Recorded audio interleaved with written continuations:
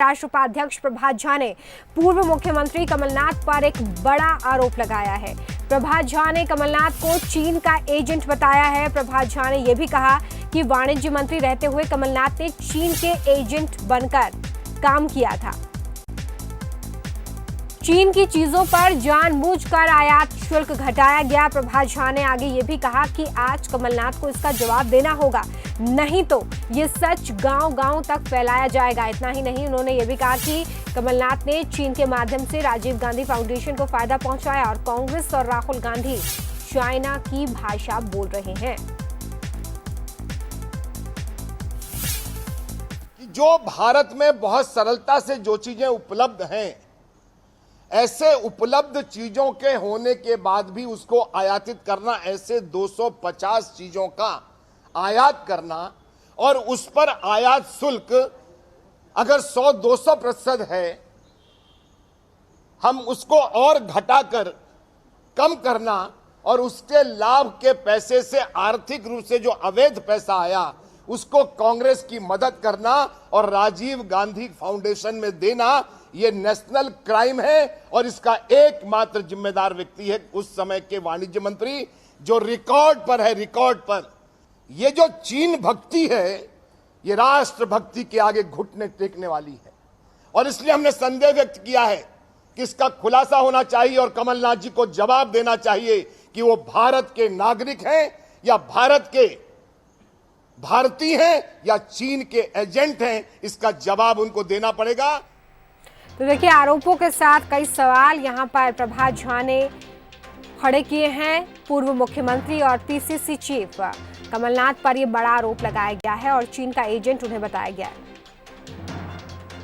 केंद्रीय मंत्री रहते कमलनाथ ने चीन एजेंट के रूप में काम किया, यह बड़ा आरोप प्रभात झा लगा रहे हैं। साथ ही उन्होंने ये भी कह दिया है कि चीन की भक्ति की जा रही है और चीन की भक्ति के आगे राष्ट्र भक्ति घुटने टेक रही है। प्रभात झा ये भी कहते हुए नजर आए कि कांग्रेस और राहुल गांधी चाइना की भाषा बोल रहे हैं। ये बड़ा हमला कमलनाथ पर किया है प्रभात झा ने। हमारे साथ बीजेपी की तरफ से डॉक्टर दीपक विजयवर्गीय जुड़े हुए हैं। सैयद जाफर जी हमारे साथ कांग्रेस का पक्ष रखने के लिए जुड़ गए। आप दोनों का बहुत स्वागत है बंसल न्यूज पर। जी बहुत धन्यवाद। दीपक जी, सबसे पहले आप ही के पास आ रही हूँ। बड़ा आरोप जो लगाया गया है, इसका कोई आधार है या सिर्फ ऐसे ही आरोप मढ़ दिया गया है? देखिए, ऐसा है, जो कुछ है वो राजीव गांधी फाउंडेशन की अकाउंट शीट में सब नजर आ जाएगा, जो इंक्वायरी करेंगे उनको। सैयद जाफर जी, कमलनाथ पर यह बड़ा हमला प्रभात झा ने किया है और चीन का एजेंट बताया है पूर्व मुख्यमंत्री कमलनाथ को, क्या कहेंगे आप? देखिए, प्रभात झा की विश्वसनीयता तो खत्म हो गई है और प्रभात झा तो ना घर के रहे ना घाट के रहे। इन्होंने तो सिंधिया जी पर बहुत बड़ा आरोप लगाया था कि जमीन का घोटाला किया है। तो प्रभात झा की सरकार है, शिवराज सिंह की सरकार है, तो प्रभात झा जी सबसे पहले जो उन्होंने सिंधिया के ऊपर आरोप लगाया है उसको साबित करते हैं। तो इनकी तो विश्वसनीयता खत्म हो गई है, एक बात। दूसरी बात, ये जो कमलनाथ जी के बारे में कह रहे हैं, कमलनाथ जी एक अंतर्राष्ट्रीय स्तर के नेता रहे हैं। उनका एक अपना विश्वास पूरे विश्व में है, विश्व के पटल में उनका नाम बड़े सम्मान से लिया जाता है। मैं तो एक निवेदन करना चाहता हूँ प्रभात झा जी से कि आप इस तरीके की दाएं बाएं बात करने की बजाय आप तो सीधे तौर पर यह बताएं कि मोदी सरकार ने पिछले साल 4 लाख करोड़ का चीनी सामान खरीदा और आज की दिनांक में वहां से आयात बंद हुआ कि नहीं हुआ, वो आप कर नहीं रहे हो। हम लोगों को कहते हो कि चाइना का मोबाइल यूज करना बंद कर दो, हम लोगों को कहते हो कि चाइना के खिलौने लेना बंद कर दो। तो ये देखिए, रोमिता सहित सीधी तौर पर प्रभात जी जैसे लोग तो जनता का ध्यान मोड़ने की राजनीति करते हो और हमें खासतौर पे आपको जो चौथा स्तंभ है इस देश का, इन्हें मुंहतोड़ जवाब आपको देना चाहिए कि आप तो सिर्फ हवा की बात करते हो। जैसे कि आपने बहुत अच्छा सवाल आदरणीय दीपक विजयवर्गीय से पूछा कि तथ्य क्या है, तो तथ्य ये बताएंगे नहीं, ये सिर्फ फाउंडेशन की बात करेंगे, कभी पैसों की। अरे सरकार तुम्हारी है, 6 साल से तुम चीन के तलवे चाट रहे हो, चीन के लोगों को आप यहाँ पर बुलाकर उनका स्वागत करते हो, इनको ताजमहल दिखाते हो, इनको अहमदाबाद दिखाते हो और सवाल करते हो राहुल गांधी से। दीपक जी, ऐसा है कि हमारी तो सरकार ऑफिशियल कर रही है जो कुछ कर रही है। इनसे पूछो उन्होंने चंदा क्यों लिया राजीव गांधी फाउंडेशन में, इनसे पूछे जब डोकलाम में विवाद हो रहा था तो राहुल गांधी छुप छुप के क्यों मिलने गए थे चीनी दूत से, राजदूत से।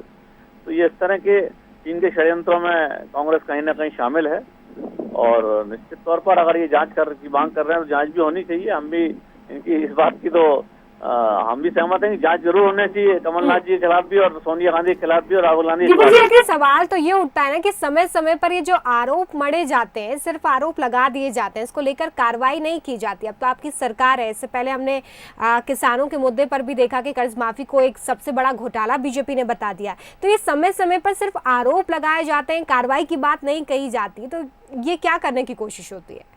देखिए ऐसा है, कई बार जब अपराध करता है अपराधी तो सबूत मिटा देता है, तो जब सबूत नहीं मिलेंगे पूरे, लेकिन अपराध तो होता है, इसलिए सबूत नहीं मिलते कई बार और इसलिए वो जांच की कार्रवाई उससे आगे नहीं बढ़ पाती है। सबूत नष्ट कर दिए जाते हैं, सबूत छोड़े नहीं जाते हैं। ये शातिर अपराधियों का काम है और कांग्रेस इस मामले में माहिर है।